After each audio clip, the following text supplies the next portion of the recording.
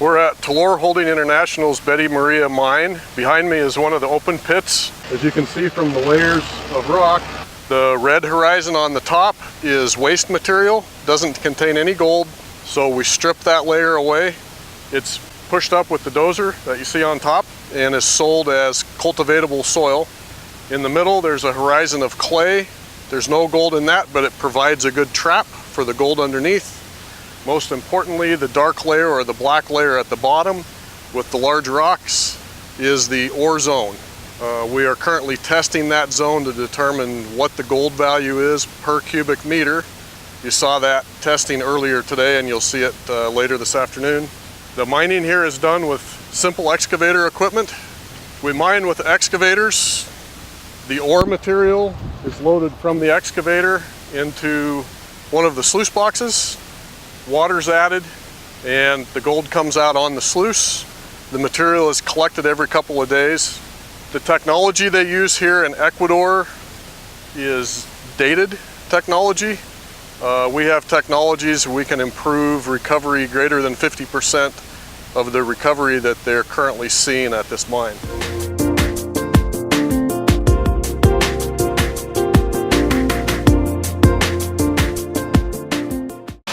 Hi, my name is Ryan McDermott. I'm a geologist from the United States. I specialize in gold production.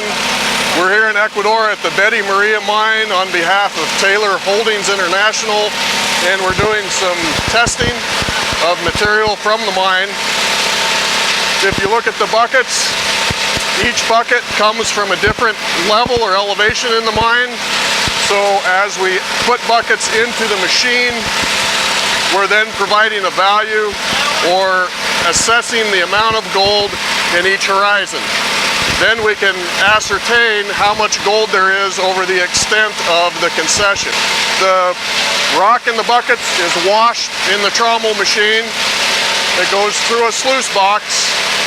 The lighter rock is washed out and the gold stays in the sluice box. We clean up the sluice. We capture the gold, we weigh it, so we know how much rock went in, how much gold came out, then we can apply a total value per cubic meter to the mine.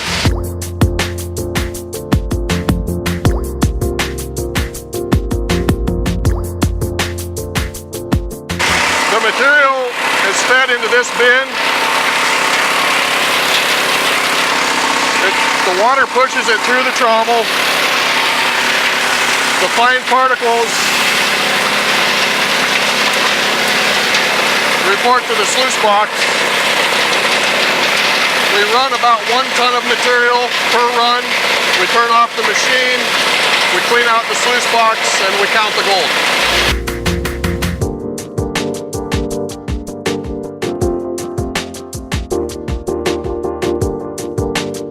We finished with the test, so we've disassembled the machine. The guys are going to clean out the sluice box. So if you point the camera here, you'll be able to see each part of the sluice box and why it's important in capturing gold and completing our test. Go ahead and pull the main screen.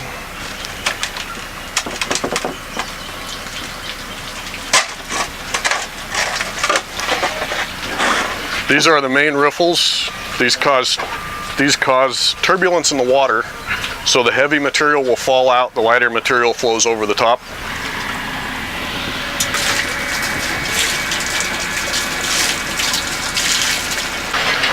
Okay, the next piece of the sluice box is a number 13 expanded metal screen. It sits a little lower in the water, so it still creates turbulence, not as much turbulence as that riffle, and that's to begin to capture the smaller gold particles or the fine gold. Turn that over.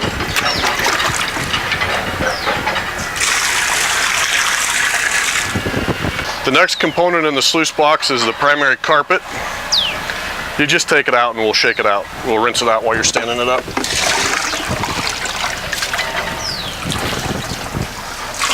This is a tightly woven carpet called miner's moss.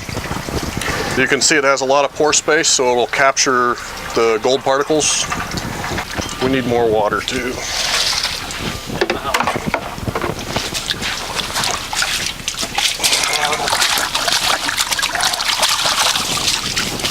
And then there's one final carpet. It's a very fine grain, so it captures the smallest gold particles.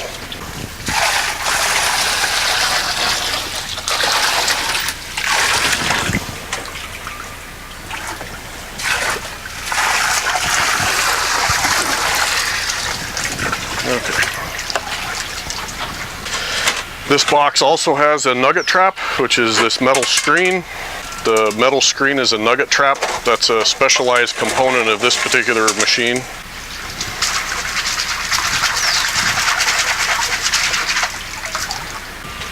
And underneath the nugget trap is one more carpet. Oh, it has to come over that. And as you can see, that's captured the finer sand particles. And we hope that in those sand particles are gold.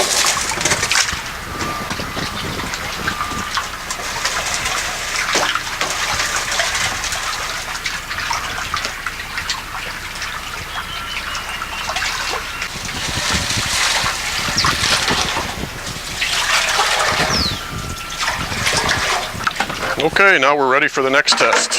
The material that we test in the trommel will be sent to a laboratory in the United States for complete testing. But in the field, we like to do a pan concentrate test to let us know kind of where we are on each level. That's what I'm doing now.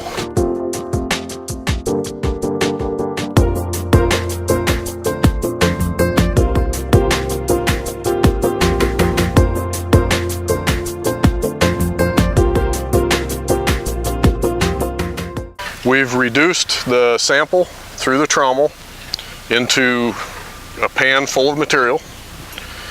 We have panned that down, which has concentrated all of the gold in the pan, and what it results in is the gold.